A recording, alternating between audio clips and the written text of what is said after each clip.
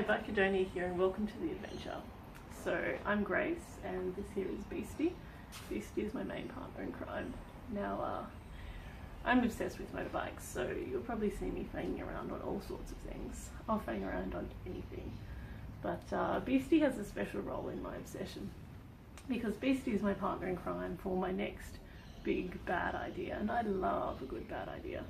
And this I think is the best bad idea I've ever had. So the plan is, in 8 weeks time, Beastie and I, we're going to set out from Sydney, Australia, right here, and we're going to ride all the way up to Paris, France. That's the plan anyway. So Paris is sort of a nominal endpoint. The idea really is that we're just going to head for the horizon. You know, I was just like, shit, I need to get out of town. And so that's what we're doing. We are heading for the horizon. We are going overland. It's going to be amazing. So, going to go up, going to head north up through Queensland, going to head up to Darwin. So from Darwin, I'm going to put on the cargo ferry. We're going to ship to East Timor. From East Timor, cross the border into Indonesia, a few onion boats, up through the archipelago, up through Malaysia. I really want to go to Borneo, so I've seen some beautiful pictures, heard some amazing stories about the highlands. Some amazing adventure riding up there apparently. Some amazing trouble to get yourself into as well, by all accounts. Not that I would ever get into trouble. And yeah, so up through the highlands of Borneo, and then we'll head for the mainland, get to the continent. Now, the plan was I was going to go straight across Thailand, straight across Myanmar, which I was so looking forward to. But unfortunately, Thailand has suddenly closed its borders to foreign vehicles, basically. So unless you join a convoy from March next year, and I won't be there before March, unless you pay for a convoy, which is going to cost a shitload of money, which I don't have, you basically can't get a foreign registered vehicle into Thailand anymore, which is a massive disappointment. But you know, shit happens. So in light of that, I reckon we'll be putting Beastie on an aeroplane, stick her in a packing crate, air freighter from Malaysia, right over the top, probably into Kathmandu, and then we're back on track again to do northern India, the foothills of the Himalayas. I'm going to go up through Karang Pass. I have been dreaming of this for so long. Just gorgeous country, just the mountains, the sky, the ridiculous gravel tracks on the sides of the hills.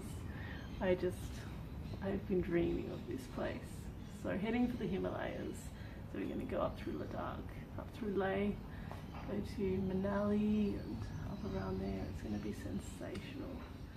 So I have to time that right. I don't want to be there in winter, obviously, because all the roads are frozen over and closed. So that's my only constraint in time. I just have to make sure that when I'm trying to fang around the Himalayas, I'm doing it in summer. We should be able to manage that. And then from there, the idea is we'll cross the border into Pakistan. I think it's at Wagah. And Pakistan, oh my god, the Karakorums. So if I'm not too late in the season, if it's not too fucking cold, I want to ride the Karakorums and head up north in Pakistan.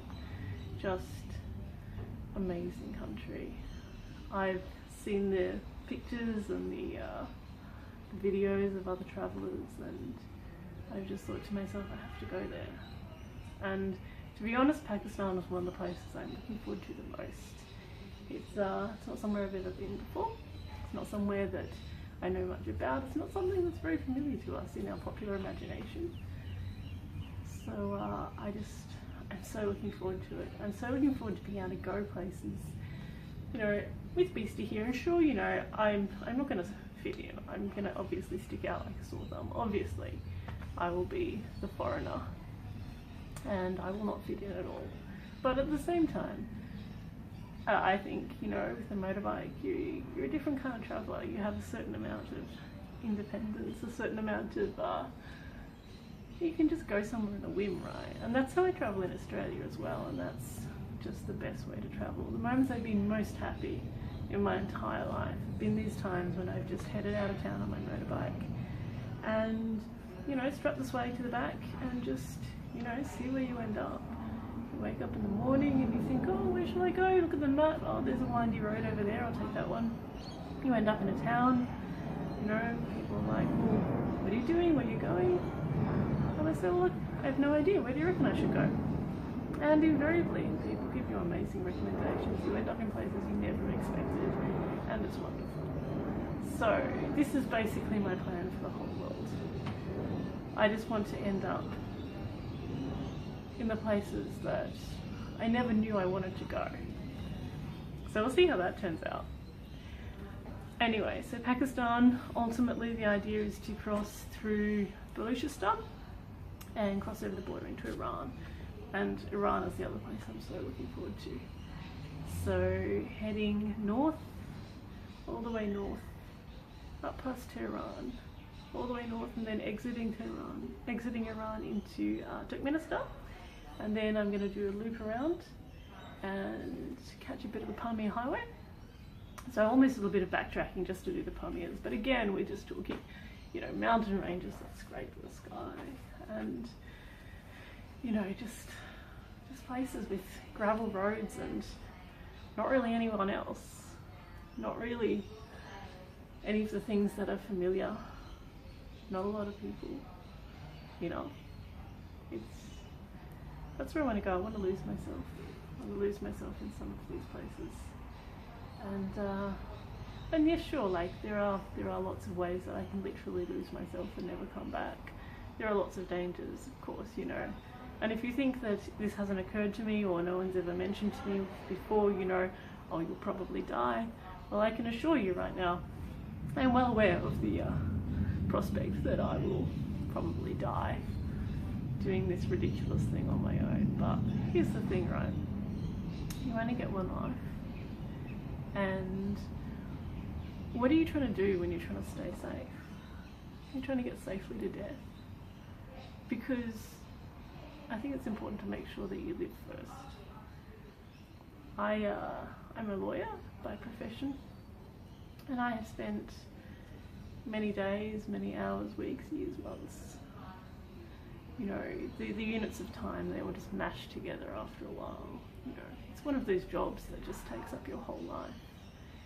And it can be really stimulating. It can be exciting. Look, I love being a lawyer. I love law. Law is fascinating. I love using my mind to solve sticky problems, but ultimately, it's also one of those things that will suck up your whole life. And I woke up to myself. I woke up one morning, well, literally I don't know about waking up one morning, it was 6 a.m. and I was already at work, and I was so tired because I'd been at work, you know, every day for so many days in a row, and I'd been at work late and I'd been at work early, and it was 6 a.m. and I had so much to do, and I was so fucking tired, and I was miserable, and I just had this realization where I was like, I hate my life right now. I'm just having a horrible time. This is no good. What am I trying to achieve by having a horrible time? There's no payoff, right? I mean, not for me. I mean, what am I trying to do? Get rich and important and famous and powerful? Will it make me happy? I don't think so.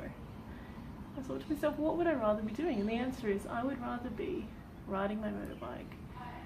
Right now, I would rather be on my motorbike, riding towards the horizon with no particular plan to come back, and, you know, no particular need to be anywhere at any given time. And, you know, why the hell not? What am I trying to be safe for? What am I trying to achieve by being miserable?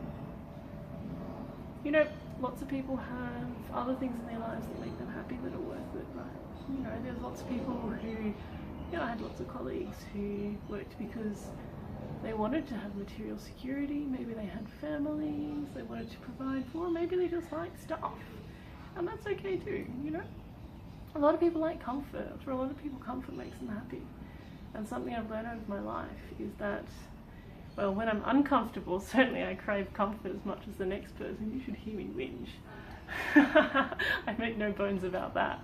But ultimately, being comfortable won't make me happy. It will stop me from whinging about being uncomfortable, but you get to the point where you're comfortable and, you know, I'm still fucking miserable. There's still something that I'm looking for, something I'm craving. And you know, the only time when I feel really happy, the time when everything's perfect and you're completely in the moment, there's no future, there's nothing that, no goals that you're missing, there's no sense of falling short, you know, and there's no regrets about the past and what you should and shouldn't have done. The only moments when I have that feeling, and I think that's pretty much as good as it gets, the only moments are, you know, when I'm riding. So, you know, you get out on the twisty road on your sports bike and get your knee down around some corners, and, you know, you get into this sense of absolute flow and bliss. It's this amazing state because you're completely focused and you have this sense of exhilaration. You have the physics and the danger and the speed and the excitement, and your brain and your body are working in perfect synchronicity, and everything comes together in that moment. It comes together beautifully, because if you fuck up, you die. It's that simple. And it just purifies everything, makes it so simple. Everything is perfect and simple, and the only thing you need to worry about is your approach to that next corner. How fast are you going? Where are you going to tip in? What are the road conditions like? It's this wonderful coming together of everything, and it's glorious. And so, you know, does it get any better than that? So, as someone in the, I suppose, enviable position of not having anything to hold me back, but I'm completely free to go on a fucking adventure, and that's exactly what I'm gonna do.